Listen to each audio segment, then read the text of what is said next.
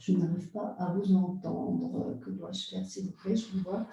Alors, peut-être activer tout simplement le son. Alors, je dis un truc, j'enfonce une porte ouverte, mais peut-être activer le son. Chez nous, en bas à gauche, on a... non, ça c'est le son. Non, ça c'est le micro. Ça c'est le micro. Ça doit être vraiment le haut-parleur. Ouais, parce que nous, on ne contrôle pas en fait ça. Ouais, hein. Et les autres personnes nous entendent. C'est vraiment le son de l'ordinateur, effectivement. Bon, je vais démarrer du coup. Oui. Ok, donc merci Françoise. Donc effectivement, je vais me présenter. Alors, il faut juste que ça déroule. Voilà, hop là, voilà.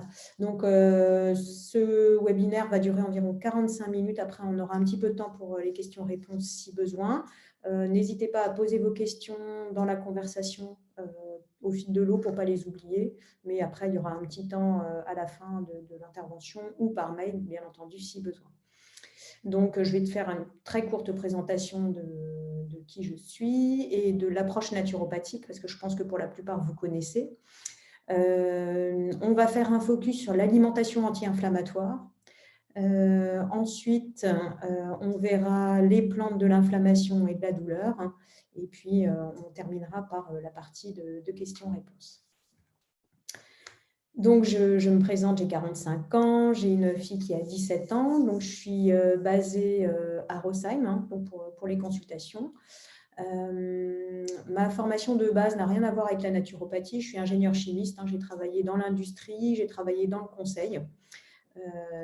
Donc, je suis vraiment venue, on va dire, sur le tard, après un parcours professionnel complètement différent. Donc, en fait, je me suis formée à la naturopathie, c'était vraiment de la curiosité. Je souhaitais en savoir plus sur tout ce qui est fait maison, la nutrition, tout ce qui est méthode naturelle pour se soigner et rester en forme.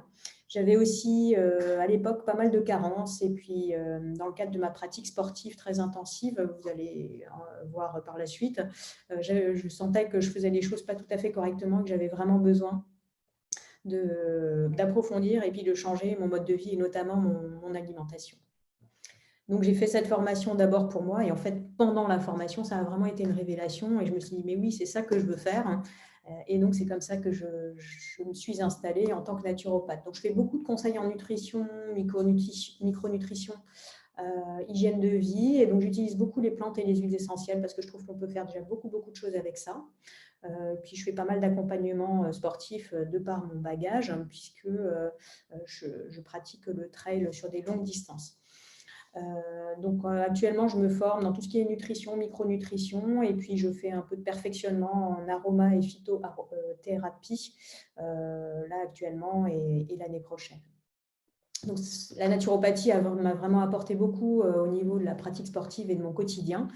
En fait, je me suis formée à partir de 2015 et petit à petit, grâce à cette formation, j'ai pu, et donc tout ce que j'ai pu mettre en pratique, j'ai pu augmenter les distances jusqu'à aller sur des distances de 100 ou 120 km à parcourir en course à pied. C'est sûr qu'il faut quand même faire un petit peu attention à son hygiène de vie quand on met un peu à mal son corps de cette manière-là.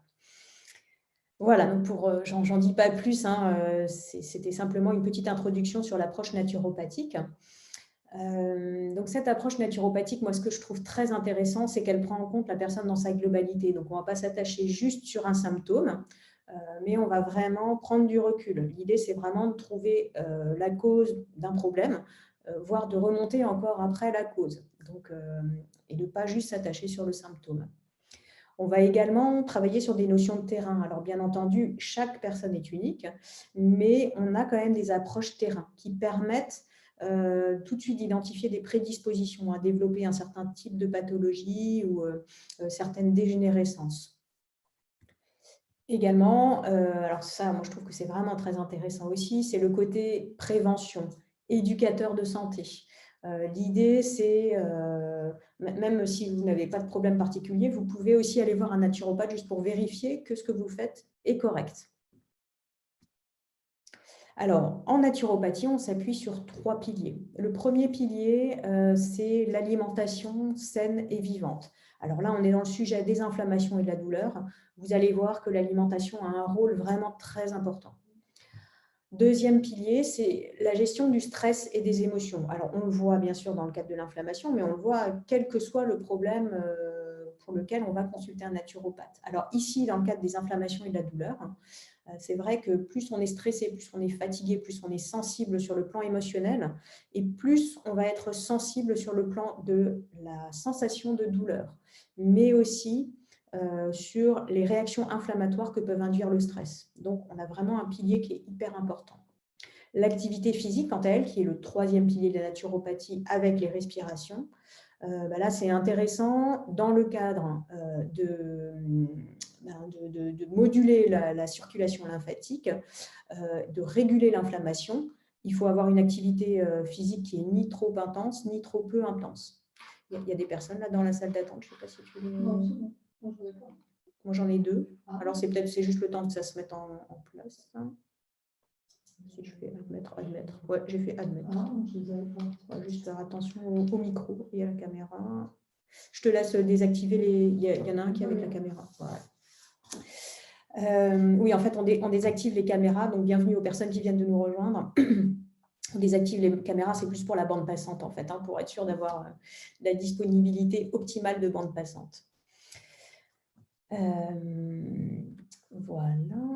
Je crois que j'ai à peu près parlé de tout sur cette page. Oui, hop, faut que je revienne. Voilà. Alors, on a parlé de ce qu'est la naturopathie. Maintenant, c'est aussi important de bien dire ce que n'est pas la naturopathie. Donc, on n'est pas du tout dans une pratique de médecine, on ne prescrit pas de médicaments, on n'établit pas de diagnostic. Tout ça, c'est du domaine du médecin. Et alors, bien entendu, on ne va jamais dire à quelqu'un qui vient nous voir qu'il faut arrêter les traitements. Ce n'est pas du tout comme ça que ça se passe. On vient en complément. Donc, on vient à côté en accompagnement, mais pas du tout en se substituant. Donc, à ce titre-là, moi, c'est vrai que je parle plutôt de clients que de patients. Alors, ça fait un peu commercial, mais au moins, comme ça, les choses sont claires.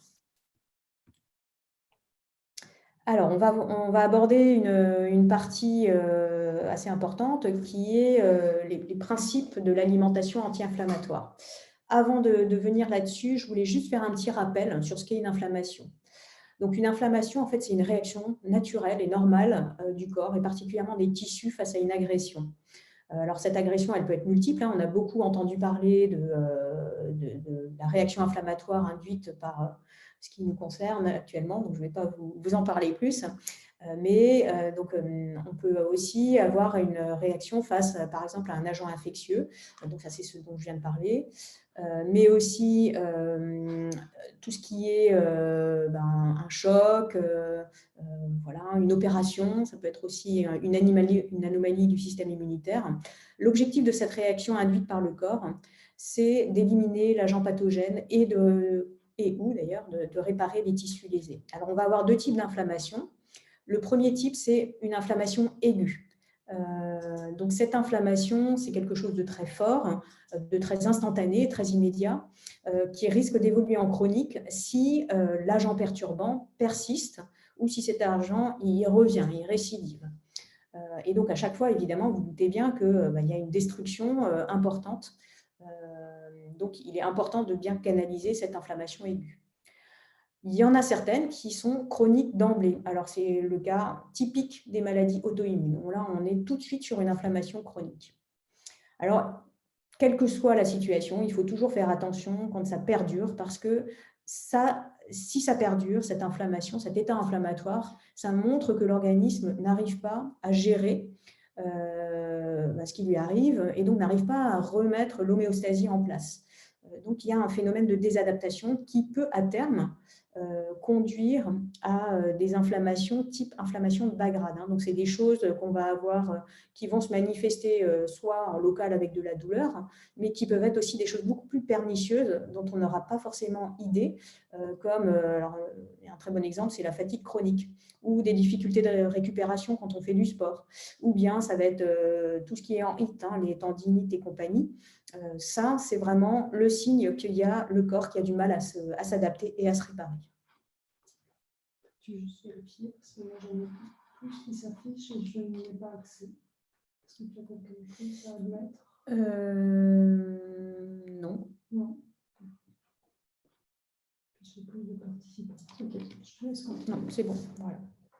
Alors, si vous voulez travailler sur l'alimentation anti-inflammatoire, c'est assez simple, entre guillemets. On va dire que les postulats sont simples, la mise en œuvre est un peu plus compliquée. Vous voyez ici, c'est un questionnaire assez simple qu'on peut poser, que vous pouvez vous poser à vous-même ou que vous pouvez poser à vos clients ou patients si vous êtes praticien. Vous voyez les conséquences en fait, des différentes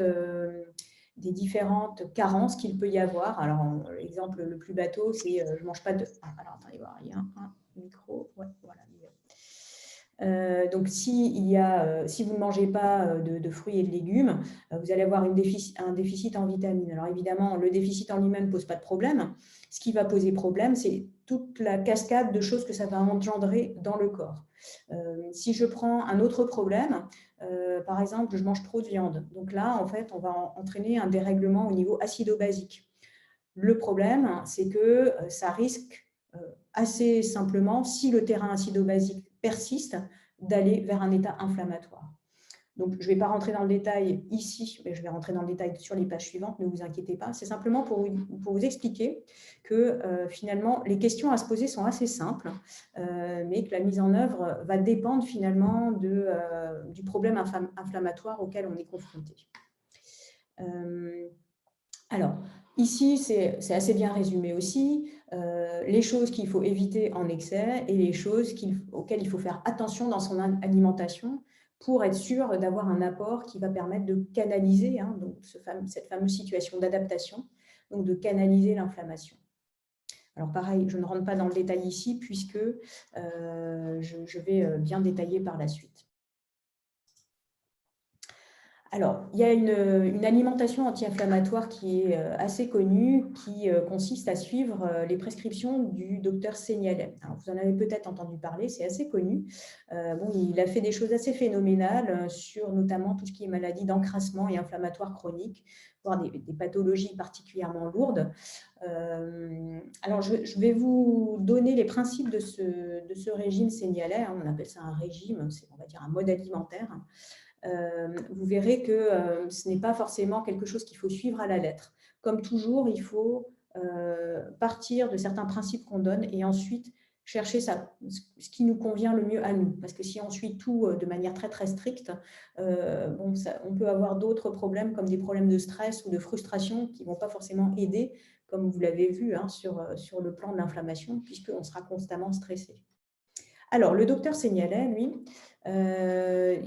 il proposait de suivre les choses suivantes. De ne consommer aucun lait animal ni dérivé, donc y compris chèvre, brebis, donc ça fait partie. De ne consommer aucune céréale, alors bien sûr concernant du gluten, donc là pour le coup avec le problème des mutations, mais également des céréales qui sont qualifiées comme indigestes.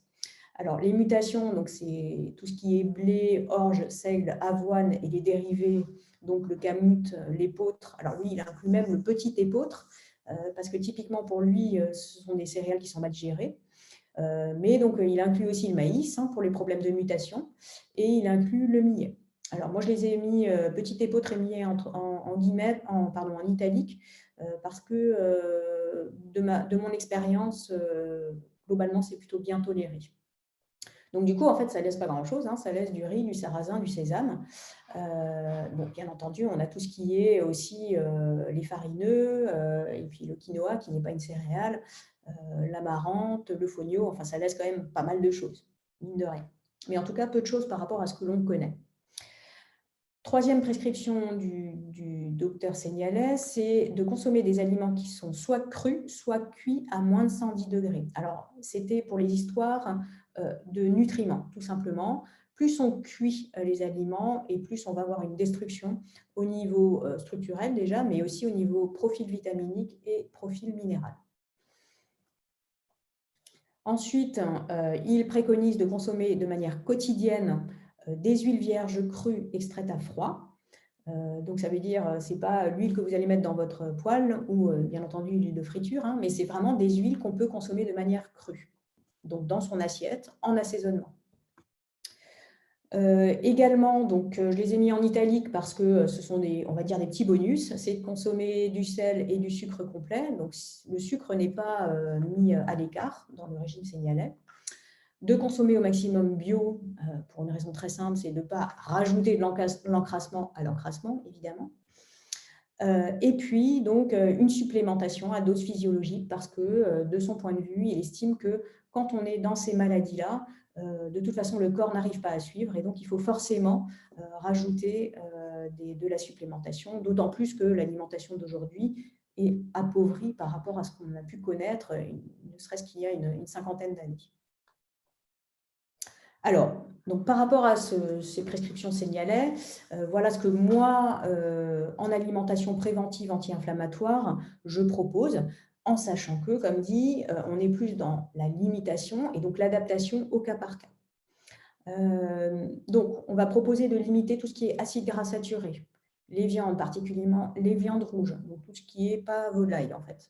Les produits laitiers, les charcuteries, les pâtisseries, tout ce qui contient de l'huile de palme. Donc, tout ça est plutôt encrassant, donc pro-inflammatoire. Alors, les acides gras qui sont transformés, donc les matières grasses hydrogénées, tout ce qui est contenu dans les biscuits, les margarines, les pâtes à tartiner, les barres de céréales, bref, toutes ces bonnes choses que vous voyez affichées là, j'espère que vous n'avez pas trop faim. En fait, ces choses-là, il faut les limiter parce qu'ils sont plutôt pro-inflammatoires. Également, là, moi, je conseille quand même de travailler aussi sur tout ce qui est sucré dans le sens index glycémique élevé.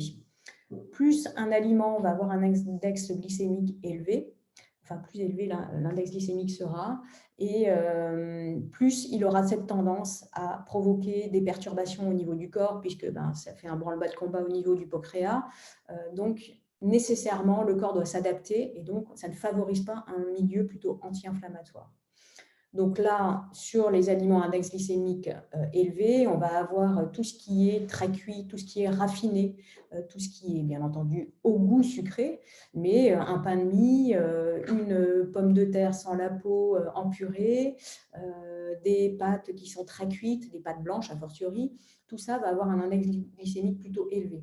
Donc moins vous cuisez, plus vous rajoutez de fibres, moins vous transformez, et moins l'index glycémique sera élevé. Le sel, lui aussi, alors là, c'est plus pour des raisons d'équilibre acido-basique. Le sel aura aussi cette tendance à favoriser un milieu inflammatoire. Donc, on cherche à limiter la consommation de sel si on cherche à avoir une alimentation préventive. Donc, les produits laitiers, on en a parlé. De mon expérience, ce sont surtout les produits laitiers de vache qui vont vous aider à canaliser vos inflammations. Bien entendu, si vous êtes très sensible, il faut faire le test quand même avec les produits laitiers, les autres, les produits laitiers animaux. Mais disons que s'il y a quelque chose qui doit être supprimé en premier ou vraiment limité fortement pour voir votre réaction, ce sera avant tout les produits laitiers de vache. Le gluten, j'en ai déjà parlé. Donc, moi, je conseille vraiment de limiter tout ce qui est gluten traditionnel, c'est-à-dire le blé, l'orge, le seigle et ses dérivés, donc épeautre, triticale et le camut. Mais voilà, donc on peut rester sur maïs, riz, selon sa tolérance. Donc, on fait un petit dérivé du régime sénialé. Alors, les acides gras, et notamment les acides gras essentiels. Alors, ne vous inquiétez pas, je ne vais pas rentrer dans le détail de cette planche. Je voulais simplement vous montrer, vous savez, on parle beaucoup d'oméga 3, d'oméga 6. Les oméga 6 qui sont contenus principalement dans les produits animaux, ils ont cette tendance à libérer des choses qui sont plutôt pro-inflammatoires, des cytokines pro-inflammatoires. Donc, on va essayer d'avoir vraiment un bon équilibre entre les oméga 6 et les oméga 3, avec un apport de, on va dire, de 3 à 5 oméga 6 pour un oméga 3. Donc, le ratio, il est assez simple, finalement, sachant qu'aujourd'hui, on est plutôt à 10, 15, 20, des fois 25 oméga 6 pour un oméga 3. Donc, c'est très, très simple. Pour aller vers un rapport qui est plus positif, il faut simplement diminuer sa consommation de produits animaux, tout simplement. Déjà, juste ça, ce sera déjà très bien. Et en contrepartie, augmenter sa consommation d'oméga 3 permet là aussi de rétablir une bonne balance. Parce que finalement, comme je vous disais, c'est le rapport qui est important et non pas l'apport en valeur absolue d'oméga 6 ou l'apport en valeur absolue d'oméga 3. Donc, plus vous apportez d'oméga 6, meilleure sera votre balance également. Alors, les oméga 6 ou les oméga 3, j'ai dit une bêtise juste avant, plus vous apportez d'oméga 3, meilleure sera la balance. Donc, comment apporter des oméga 3? Donc, on en a quand même pas mal dans l'alimentation. Ils sont présents notamment dans les poissons gras, qui est vraiment le meilleur apport on va dire l'apport le plus complet. Ces poissons gras, qui sont principalement la sardine, le maquereau, le hareng, on va dire, hein, le thon et le saumon également. Donc ça, c'est vraiment un apport qui est très complet. On a aussi tout ce qui est l'huile de colza, l'huile de noix, l'huile de lin, l'huile de cameline, mais aussi toutes les graines et les noix. Donc vous allez avoir par exemple les graines de chia, les graines de lin, les graines de chanvre, qui sont encore peu connues, et puis les noix, tout simplement les noix de Grenoble, quoi, ou les noix d'Alsace pour les Alsaciens. Alors, si on n'arrive pas à apporter suffisamment dans son alimentation, une complémentation peut être nécessaire. Alors, typiquement, je prends l'exemple des poissons gras. Il y a des gens qui ne peuvent pas manger de poissons gras. Dans ce cas-là, peut-être qu'une complémentation dans les acides gras essentiels apportés spécifiquement par les poissons gras, qui sont le l'EPA et le DHA, il faudra peut-être envisager une complémentation, oui. Donc, on va favoriser dans cette alimentation préventive tout ce qui est épices. Donc là, j'en ai cité quelques-unes qui sont particulièrement connues pour leur côté anti-inflammatoire. Les fruits et légumes particulièrement, alors on a le brocoli, on a le radis noir, on a les champignons. On a aussi tout ce qui est les aliacées, donc la famille aussi des oignons, donc les herbes comme l'herbe de Provence. Vous allez avoir également donc les oméga 3, voilà, j'en ai déjà parlé, j'en reparle ici. Les céréales plutôt sans gluten, comme je vous disais. Donc, on va aller vers le maïs, le riz, mais aussi l'amarante, le millet, donc le soja, qui est une céréale, le quinoa également. Voilà, on peut aller aussi vers les farineux, comme la patate douce ou la pomme de terre. Chèvres et brebis de manière modérée. Hein. Ce n'est pas parce que je dis bon, on peut y aller selon sa propre tolérance qu'il faut se lâcher et se faire très plaisir. Hein. Ça reste quand même des produits animaux. On va aller vers une alimentation plutôt bio, de manière préventive, ou pas forcément avec le label bio, mais en tout cas, vous savez chez qui vous achetez. Voilà. Vous savez que cette personne travaille correctement. Et donc, vous avez vu, si vous souhaitez cuire, une cuisson plutôt douce, donc une cuisson à l'étouffée, une cuisson à la vapeur douce, une cuisson au wok, qui peut aussi être qualifiée de cuisson douce, puisque finalement, on ne fait que saisir les aliments de manière très ponctuelle. Sur le principe, bon là, je ne vais pas m'étendre là-dessus. Hein. L'idée, c'est d'avoir 3 repas par jour avec, on va dire, une collation, a priori, avec un petit déjeuner qui sera plutôt gras et protéiné. Hein. Donc, vous voyez, par exemple, de se faire une omelette, des œufs brouillés. Voilà, ça, c'est quelque chose de très, très bien. On a le côté gras et le côté protéiné. On va avoir un déjeuner et un dîner qui seront plutôt sur le format 4 quarts. Alors, 4 quarts, évidemment, pas le gâteau, mais 4 quarts sous la forme moitié légumes, donc avec des légumes crus et des légumes cuits. Donc là, vous avez déjà les 2 quarts. Et ensuite, on va avoir des protéines et des féculents. Donc, vous voyez ici, on a bien des légumes crus, des légumes cuits, des protéines avec les pois chiches et des escalopes de poulet, vraisemblablement, et donc des féculents qui sont le riz. Sachant que les pois chiches apportent aussi des féculents. Sur le dîner, on va faire exactement le même principe, hein, mais on va essayer d'avoir un dîner qui sera plutôt végétarien. Pourquoi ? Parce que les protéines animales sont plutôt difficiles à digérer. Donc, pour que votre corps puisse se ressourcer la nuit comme il le devrait, on va essayer d'aller vers quelque chose qui soit léger, facile à digérer, de manière à ce que les processus de réparation puissent se faire correctement la nuit, au lieu que votre corps passe la nuit à digérer. On va respecter aussi un temps de pause entre les repas, c'est-à-dire l'idée, c'est de ne pas tout le temps manger. Pourquoi ? Pour que votre système digestif, lui aussi, puisse se reposer. Si vous mangez tout le temps, votre système digestif, il ne peut pas se reposer. Donc, ça comprend aussi les chewing-gums. On va essayer de manger assis, dans le calme. Alors, je sais bien que ça, c'est facile à dire, mais disons que c'est un principe là aussi, hein, si on ne mâche pas bien, si on n'insalive pas bien, les aliments ne sont pas prédigérés dans votre tube digestif, et donc ça risque de causer en fait des inflammations au niveau des intestins. Donc, d'ailleurs, je crois que j'en parle juste après. Donc, on va vraiment essayer d'avoir quelque chose de calme. Donc, là, elle a l'air très calme, notre dame, mais par contre, elle est quand même sur son téléphone. Donc, ça, c'est le genre de choses qu'il faudra éviter. Ou regarder des webinaires pendant que vous êtes en train de manger. Ce n'est pas une bonne idée non plus. Voilà, ma chère salivée, j'en ai parlé. Encore quelques petites illustrations de dîner léger et végétarien. Vous voyez que léger et végétarien, c'est quand même pas triste. Hein. Il y a quand même on peut se faire plaisir avec des assiettes, belles assiettes comme ça, bien colorées. En termes d'hydratation, donc à ne pas négliger non plus, hein, pour bien que tous les fluides puissent circuler correctement dans votre corps. On va aller vers des eaux, des tisanes à volonté. Le café et le thé ne sont pas interdits, mais on va essayer quand même de les consommer plutôt avec modération. Alors, en ce qui concerne l'alcool, donc on ne va pas faire comme ce jeune homme-là qui vraisemblablement n'a pas compris qu'il fallait consommer avec modération. Le vin rouge avec ses antioxydants est recommandé, notamment dans le cadre d'un régime méditerranéen, mais on va essayer de le consommer plutôt le midi, plutôt en milieu de repas. Éviter de consommer l'alcool à jeun pour ses effets de glycémie. Alors, les intestins, donc là, c'est pareil, je ne vais pas rentrer dans le détail de cette illustration, puisque ce qui va nous intéresser surtout, c'est la gestion par les plantes par la suite. J'ai quand même voulu parler de l'influence des intestins pour moduler l'inflammation. Pourquoi? Parce que, bon, vous savez ce qu'on dit par rapport aux intestins, que c'est notre deuxième cerveau.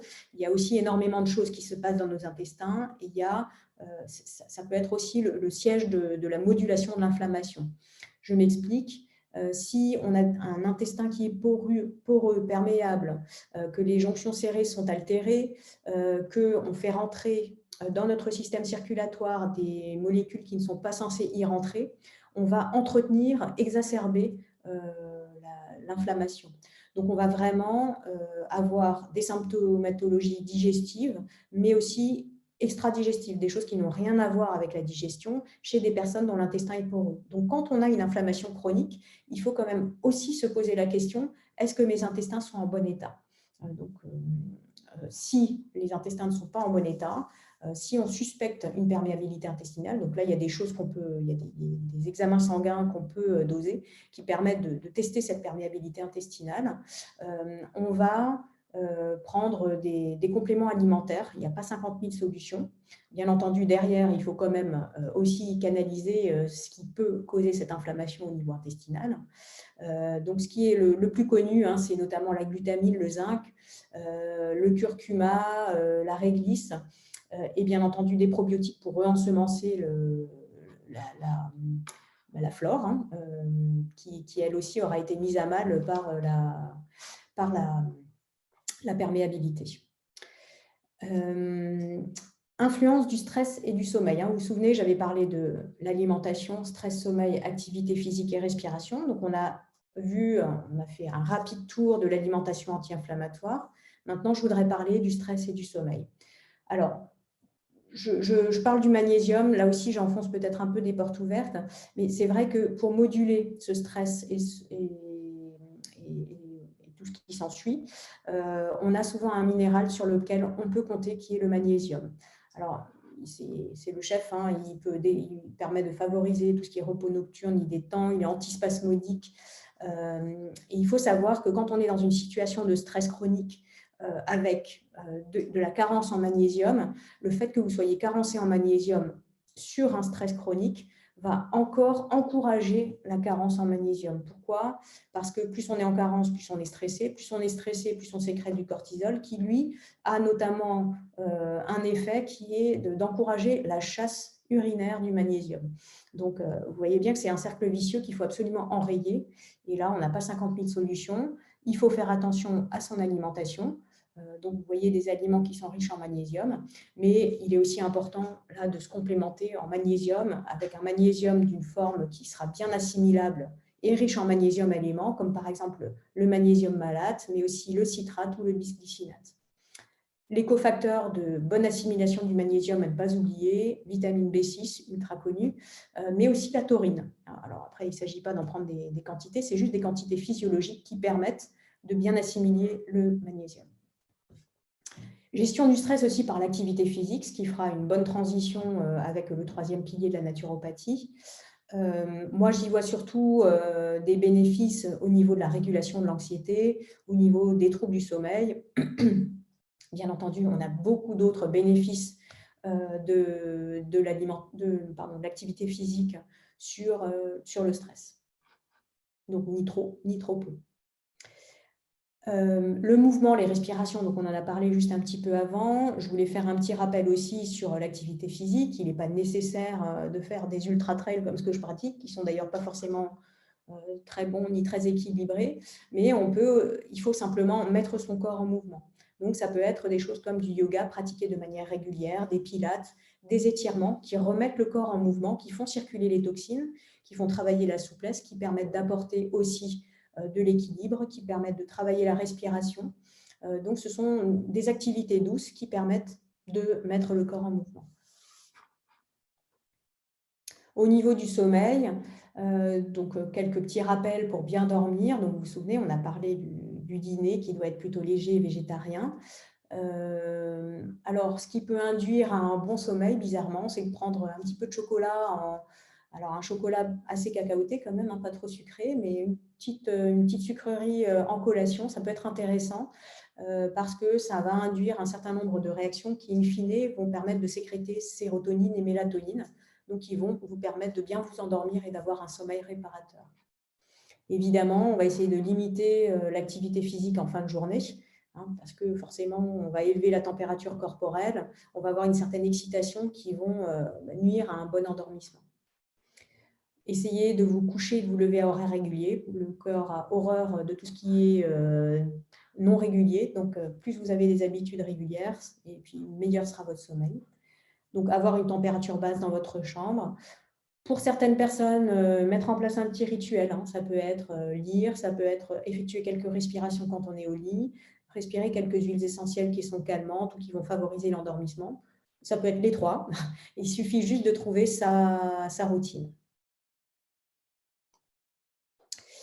Alors, une dernière chose par rapport aux lumières bleues. Vous savez que les lumières qui sont émises par les ordinateurs, par les téléphones, empêchent de sécréter la mélatonine. Donc, bien entendu, limitez votre exposition ou ayez des filtres lumière bleue. Limitez votre exposition aux ondes. Ne regardez pas votre réveil toutes les 2 minutes si vous avez du mal à vous endormir. Alors maintenant, je voudrais rentrer dans la partie des plantes, de l'inflammation et de la douleur. Alors, on va parler de plantes et d'huiles essentielles aujourd'hui. Alors, j'en ai sélectionné quelques-unes que j'utilise auprès de mes clients et qui ont plutôt du succès. Alors, voilà la gamme que je vais vous présenter là dans les 10 minutes qui viennent. Alors, je rentre dans le détail, je crois que c'est plus simple. Alors, on a un premier complexe de plantes. Je voulais vous le présenter en premier parce que celui-là, il rassemble 3 plantes qui sont très intéressantes, qui sont l'arpagophytum, donc la griffe du diable, un arbre dont on utilise l'écorce, le saule, et puis la reine des prés, dont on utilise les sommités fleuries. Alors, les effets de ce complexe de plantes, c'est quelque chose qui va vous permettre de gérer votre douleur, donc analgésique, et de gérer l'inflammation. Alors, pourquoi ? Pour tout ce qui est affection rhumatismale, comme l'arthrose, la goutte. Pour tout ce qui est douleur également, donc on va avoir les douleurs type migraine, mais aussi tout ce qui est autour de la dysménorrhée, les douleurs au niveau des oreilles. On va pouvoir gérer la fièvre, les grippes, bien sûr. Donc, c'est en fait un produit qui est assez intéressant dans la mesure où il a une diffusion qui est progressive. Il est sous forme de gélules qui sont à diffusion progressive, ce qui fait qu'on n'est pas obligé d'en prendre trop régulièrement. La posologie qui est habituelle est de prendre une gélule toutes les 12 heures. Alors, attention, par rapport aux plantes qui sont présentes dans ce complexe, on fera attention si on est allergique à l'aspirine. Pour les personnes qui sont sous anticoagulants, qui souffrent de gastrite ou d'ulcère gastrique, vous allez voir pourquoi. Je rentre dans le détail de chacune des plantes. Donc, l'écorce de saule que l'on utilise, le saule est utilisé justement pour ce côté analgésique et antithermique. Mais donc, il a aussi une très forte action anti-inflammatoire. Alors, le saule a d'autres fonctions, et c'est d'ailleurs pour ça que vous avez les contre-indications. Il est anti-agrégant plaquettaire, hein, il est astringent, il est œstrogénique également. Donc, du coup, on fait attention quand on prend du saule, si l'on est allergique à l'aspirine, puisqu'il contient en fait un dérivé de l'acide salicylique, donc qui est semblable à l'aspirine. Si on prend des anticoagulants ou des anti-inflammatoires, il va falloir prendre du saule avec précaution. La reine des prés, dont on utilise, comme je vous le disais, les sommités fleuries. Donc, ces effets sont surtout anti-inflammatoires et analgésiques, hein, donc pour traiter la douleur. Mais donc, on va aussi travailler sur tout ce qui est diurétique et uricosurique, donc qui vont permettre l'élimination de l'acide urique, notamment dans le cas des crises de gouttes. Fébrifuge, donc permet de faire baisser la fièvre, antiplaquettaire là également, astringent comme le saule. Donc on a les mêmes contre-indications que saule. Également, donc on va éviter de prendre de la reine des prés si on prend déjà des antihypertenseurs. L'arpagophytum, donc qu'on appelle griffe du diable, hein, on utilise sa racine. Donc vous comprenez pourquoi on l'appelle griffe du diable quand vous voyez la tête qu'a la racine. En fait, cette plante, elle est ultra connue pour tout ce qui est gestion des inflammations, mais aussi gestion de tout ce qui est affection rhumatismale. Alors, elle permet aussi de gérer la douleur, elle est antispasmodique, elle est diurétique et hypourémique. Elle a aussi un effet cholérétique et hypocholestérolémiant. Ce qui fait que, donc, alors il y a la posologie, mais je vais d'abord parler des contre-indications, ce qui fait qu'il va falloir éviter de l'utiliser en cas d'ulcère gastrique, en cas de diarrhée ou d'intestin irritable, mais aussi en cas de grossesse. Donc la posologie habituelle, là on est sur une forme fluide, liquide, donc parce qu'on peut utiliser cet arpagophytum en unitaire, hein, et pas seulement sous la forme de gélules. Donc on va l'utiliser à raison de 3 pipettes d'1 millilitre dans un petit peu d'eau par jour. Ces 3 pipettes que l'on peut mettre aussi dans une grande bouteille d'eau et consommer la bouteille d'eau tout au long de la journée. Le cassis ribes nigrum, donc là, on va utiliser ses feuilles. Alors, le cassis est aussi ultra connu pour son effet anti-inflammatoire et antalgique, et en fait, surtout son effet cortisone-like. Donc, le cassis est notamment vraiment indiqué dans les cas d'allergie. Honnêtement, moi, j'ai vraiment eu beaucoup de retours de personnes qui ont pu se passer ou vraiment diminuer leur quantité de cortisone dans le cas des pics allergiques et gérer leur allergie par l'intermédiaire du cassis. Donc, ça a un côté vraiment très intéressant de ce point de vue-là, anti-inflammatoire aussi très puissant. Il est aussi diurétique, le cassis, donc il faut quand même avoir ça à l'esprit. Et bon, cerise sur le gâteau, on va dire, antioxydant. Et le cassis améliore aussi la circulation veineuse. Donc, on va l'utiliser exactement comme l'arpagophytum tout à l'heure, avec des pipettes de 1 millilitre. Donc, on peut aller jusqu'à 6 millilitres par jour, donc 6 pipettes d'1 millilitre dans le cas d'inflammation, de réaction inflammatoire particulièrement importante.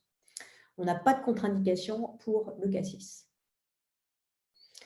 Alors, une autre plante qui est très intéressante, c'est la luzerne ou l'alfalfa. Alors, on la connaît beaucoup sous la forme de graines germées, mais la luzerne, on l'utilise aussi en phytothérapie, notamment pour gérer tout ce qui est équilibre acido-basique. Alors, pour une raison très simple, c'est que la luzerne est extrêmement riche en minéraux.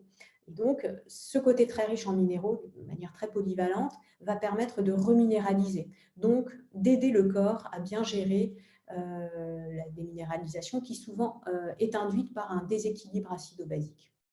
La luzerne a aussi un côté anti-inflammatoire.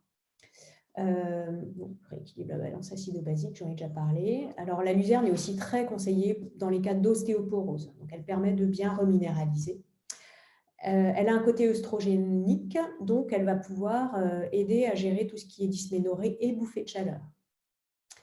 Donc, en posologie, donc là, vous voyez, c'est un très gros flacon parce que la reminéralisation, elle ne se fait malheureusement pas en 2 temps, 3 mouvements. Il faut prendre une cure qui, ici, est une cure de près de 3 mois dans ce flacon. Donc, on conseille de prendre 3 gélules par jour, qu'on essaye toujours de bien prendre, pas toutes en même temps, de manière à optimiser l'assimilation. Alors, en contre-indication, bien entendu, la présence de phytoœstrogènes. Du coup, on ne va pas l'utiliser en cas de grossesse et puis on évite de faire des cures de luzerne en continu. Alors, le curcuma, lui, il est ultra connu. Bien entendu, de prendre des tisanes de curcuma, de l'huile essentielle de curcuma ou bien du curcuma dans son alimentation est très intéressant. Mais quand on a besoin de gérer une pathologie inflammatoire chronique ou aiguë d'ailleurs, de prendre des compléments alimentaires de curcumine de manière concentrée est vraiment très intéressant. Le fait d'avoir du gingembre et de la curcumine, c'est simplement le gingembre qui va permettre de potentialiser l'absorption, d'augmenter l'absorption de la curcumine. Donc, c'est un anti-inflammatoire qui va agir à la fois sur le côté articulaire, mais aussi sur le côté digestif. Donc, on va le proposer pour des pathologies type tendinite, dans la polyarthrite rhumatoïde, mais par exemple aussi dans le cas des maladies de Crohn. Ah ben voilà, ça vient juste après. Donc, tout ce qui est côlon irritable, maladie de Crohn. Donc en posologie, on conseille ici, avec le dosage qui est proposé dans ce produit Soria, de prendre une gélule 3 fois par jour. Attention, la curcumine, il faut vraiment la prendre pendant l'alimentation, donc pendant un repas, de manière à ce que ce soit mieux absorbé, puisque la curcumine va être mieux absorbée en présence de corps gras. Alors, en contre-indication, attention aux obstructions biliaires, hein, attention à tout ce qui est grossesse, allaitement, et si vous prenez déjà des anticoagulants ou des antiacides, on va vraiment recommander de ne pas prendre de curcuma. Les oméga 3, vous vous souvenez, j'en ai parlé un petit peu plus tôt. Et bien ici, donc si on n'a pas suffisamment d'apport dans son alimentation, on conseille d'apporter des oméga 3 et particulièrement les oméga 3 animaux que sont l'EPA et le DHA. Alors, dans les EPA et les DHA, on entend beaucoup parler des DHA pour tout ce qui est cognitif, et donc à juste titre. Ici, ce qui va nous intéresser sur les inflammations chroniques, ce sont les EPA. Donc ici, on a les deux, hein, EPA, DHA, ce qui est souvent le cas. Voilà, donc moi, je recommande, dans le cas d'inflammation chronique, là aussi, de se supplémenter si l'on n'en consomme pas suffisamment dans son alimentation.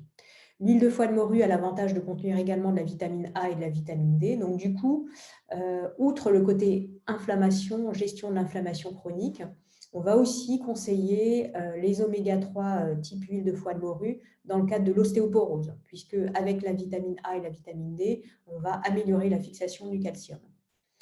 On peut l'utiliser aussi dans le cas des syndromes métaboliques. C'est très indiqué d'avoir un apport suffisant en oméga 3, mais aussi les maladies cardiovasculaires. Donc la posologie ici sur ce produit sera conseillée de 2 gélules 2 fois par jour pendant les repas. C'est le même principe que la curcumine. Ce sera mieux assimilé si vous le prenez pendant les repas puisque c'est un corps gras. Il n'y a pas de contre-indication sur la prise d'oméga 3 de type Soria. Enfin, je voudrais terminer avec quelques huiles essentielles que vous pouvez utiliser pour gérer les douleurs et les inflammations. Alors, les huiles essentielles, toujours à utiliser avec beaucoup de précautions sur les conseils de quelqu'un qui vous a bien questionné sur la possibilité de les utiliser. Attention, ce sont des produits puissants, donc on ne fait pas n'importe quoi avec les huiles essentielles. Alors, pour gérer les problèmes musculaires et les douleurs musculaires, les spasmes musculaires, moi, je vous conseille 3 huiles qu'on trouve assez facilement, qui sont la lavande vraie, la marjolaine à coquille et le romarin à camphre. Donc, sur cette dernière, le romarin à camphre, on fait attention, il y a des personnes qui ne supportent pas le camphre. Pour gérer tout ce qui est œdème, donc les bleus et les gonflements, alors il y a une huile qui est très très connue, qui est l'hélicryse, qui a un autre nom qui s'appelle l'immortel, qui vient notamment de Corse, et donc qui est une huile vraiment formidable, un peu chère, mais formidable, qui marche très très bien. Ça, ce sont des huiles qui sont très connues pour aider à gérer l'inflammation. C'est la Golterie, donc il y en a 2 sortes, Golterie couchée et Golterie odorante. Et puis l'eucalyptus citronné, donc elles sont ultra connues pour gérer les inflammations. Ultra connues vraiment à juste titre puisqu'elles sont très efficaces. Ensuite, la citronnelle, elle va permettre de régénérer les tissus. Donc typiquement, j'ai un problème de tendinite. Dans ce cas-là, je vais pouvoir utiliser la citronnelle dès que la phase inflammatoire a été gérée. Et puis, je vous ai mis 2 dernières huiles qui sont aussi très intéressantes, je trouve, pour leur côté revitalisant. et cortisone-like. Donc, vous vous souvenez qu'on a parlé du cassis qui est cortisone-like. Vous avez aussi l'épinette noire et le bouleau, qui sont deux huiles qui permettent de stimuler la sécrétion de cortisol. Donc, on va avoir ces huiles-là que l'on peut utiliser soit sur les surrénales, qui sont les glandes qui permettent de sécréter la cortisone, ou bien soit sur les plantes des pieds, puisque c'est là que les huiles vont rentrer et aller dans la circulation sanguine le plus vite possible. Voilà, donc j'ai terminé mon exposé. Alors, je vais simplement faire une petite conclusion. Donc, vous avez vu que les piliers de la naturopathie permettent de maintenir une bonne hygiène de vie au quotidien, à la fois sur son rythme de vie, sur la gestion de son stress et de son sommeil, mais aussi sur l'alimentation, la nutrition, donc le contenu de votre assiette, votre activité physique et les respirations. Vous avez vu que si vous avez un problème inflammatoire, si vous avez des douleurs, il va falloir peut-être faire un petit peu plus attention à ce que vous mangez, avoir une alimentation un petit peu plus vertueuse et limiter des écarts d'aliments qui sont connus pour être plutôt pro-inflammatoires. Il existe des solutions naturelles qui vont vous permettre d'aider à gérer ponctuellement. Et vous savez que le corps a ses ressources pour guérir et qu'il faut simplement aider votre corps à l'aider à les trouver. Surtout, cherchez bien la cause, voire la cause de la cause pour ne pas déplacer le problème. Voilà, je vous remercie. Et puis, je suis, ainsi que Françoise, à votre disposition pour les questions. Alors, je crois qu'il y a quelqu'un qui voulait revoir une slide. C'était le slide avant celui de la gestion du stress. Alors, donc, avant la gestion du stress. Donc, on était encore dans la partie alimentaire, je pense. Gestion du stress, celle-ci. Est-ce que c'était ça ? Qu'est-ce qui avait demandé ça ? C'était Astrid qui avait posé cette question. Est-ce que c'était ce slide ?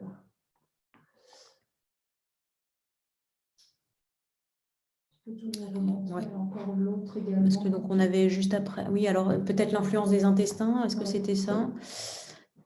Astrid, est-ce que c'est bon pour les slides que je remontre ? Astrid est là, mais pas de réponse. Bon, on va supposer que c'est bon. Alors, on avait une autre question concernant un diabète de type 1. Alors, Fred. Ouais, Fred. Alors, honnêtement, là, comme ça, je n'ai pas envie de vous donner de réponse parce que je ne veux pas faire de bêtises à vous dire il faut prendre ça, ça, ça. Il faudrait que je puisse en savoir un petit peu plus depuis quand vous souffrez de ce diabète. Alors, je vois bien, vous êtes sous insuline lente et rapide, mais franchement, je suis embêtée de vous répondre comme ça à cette question. Voilà, je préférerais, vous pouvez m'envoyer un mail, dans ce cas-là, j'y répondrai ou on se parle au téléphone, mais je ne voudrais pas vous donner un conseil comme ça que vous preniez pour argent comptant derrière. Ça me gênerait, désolée. Est-ce qu'il y avait d'autres questions ? Tout le monde est bien calme aujourd'hui. Oui, pas de remarques. Donc, n'hésitez pas à faire vos commentaires sur les conversations. Vous avez la possibilité de nous laisser des commentaires si vous ouvrez la fenêtre des conversations. Je pense que je vais revenir. Ah, voilà. Donc, mais n'hésitez pas, Fred, à m'envoyer un petit message. Ce que l'on comprend en tout cas avec ta présentation, c'est qu'effectivement, il y a une vraie nécessité de faire attention à son alimentation qui peut vraiment basculer dans un sens ou dans un autre. Elle peut être pro-inflammatoire ou à l'inverse, quand on a une inflammation, on peut déjà résoudre un certain nombre de problématiques en faisant attention à son alimentation et en y apportant certains aliments qui bien sûr peuvent être complétés par les plantes en cas d'inflammation chronique. Là, l'alimentation ne sera pas toujours suffisante en cas de chronique ou de crise, mais j'aime bien ton approche de beaucoup insister effectivement sur ces aliments qui sont vraiment indispensable pour limiter ces inflammations de bas grade. Tout à fait. Moi, j'ai vraiment des clients qui me disent qu'ils sentent, quand je les vois de manière régulière, ils me disent bien qu'ils sentent quand ils font des écarts, tout de suite, ils sentent voilà, des douleurs qui reviennent, un rhume qui revient, des douleurs aux oreilles qui reviennent. Enfin, c'est impressionnant. C'est assez flagrant. Pour des gens qui sont sensibles, ce n'est pas le cas. Il y a des gens qui ont cette chance de pouvoir manger tout et n'importe quoi. Bon, je ne suis pas sûre que ce soit vraiment pérenne, mais en tout cas, de manière ponctuelle, il y a des gens qui sont beaucoup moins sensibles que d'autres. Donc, c'est pour ça que je dis toujours, il faut vraiment bien se connaître. Il y a des gens qui devront suivre un régime ou des habitudes alimentaires très strictes, d'autres qui pourront se permettre beaucoup plus de liberté.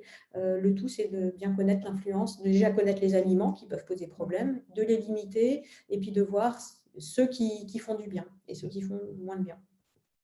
Je voulais revenir aussi sur la partie plante que tu as évoquée, quand tu parlais par exemple de l'arpagophytum ou du curcuma. Ce qu'il faut se dire, c'est qu'une inflammation, quand elle commence à être douloureuse, elle est présente dans le corps depuis un petit moment, quelques semaines, voire quelques mois, voire quelquefois des années. Et lorsque l'on fait un apport en plante avec le curcuma ou avec l'arpagophytum, on ne peut pas attendre du corps qu'en une semaine, tout soit résolu. Donc, il faut, quand on travaille le terrain, il faut l'accompagner sur des semaines. Quelquefois, le curcuma devra être pris. Quand on parle de curcuma chez nous, c'est bien sûr les curcumines, qui sont les extraits ou les curcuminoïdes, qui sont les extraits du curcuma. Et il y a vraiment une nécessité de les prendre pendant 6 semaines, 2 mois, voire plus quand on est sur des cas un petit peu plus graves. C'est pareil pour l'arpagophytum qui nécessite aussi des prises sur le long terme. J'ai un médecin qui me dit régulièrement plus on prend l'arpagophytum, plus ce sera durable dans le temps. Et c'est vraiment son expérience qui lui a montré ça. Donc, ne pas hésiter à partir du principe qu'on modifie son alimentation sur le long terme et on complémente sur le long terme pour vraiment arriver à diminuer ces inflammations qui sont présentes depuis très longtemps. Je ne sais pas si tu as d'autres choses que tu voulais rajouter. J'ai déjà dit beaucoup de choses. Tu as dit beaucoup de choses. En tout cas, il y en a qui nous disent merci pour cette intervention très intéressante, très limpide. Donc, merci à toi, Louise. Merci à vous. Ce que je vous propose aussi, c'est nous avons enregistré cette conférence et elle sera disponible sur Facebook. On vous mettra sur le Facebook de Soriaville et tu le diffuseras aussi sur Choisir Naturaux. Nous diffuserons le lien et nous le mettrons également sur YouTube. Donc vous pourrez revoir certains points ou revoir certains slides qui méritent certainement pour l'un de vous des éclaircissements, surtout quand on veut remettre en cause son alimentation. Donc, on vous remercie de nous avoir écoutés, surtout d'avoir écouté Anne-Lise, qui est toujours très, très précise dans sa présentation. Et merci de votre écoute. Merci à tous et à toutes. Et bonne journée. Bonne journée à vous.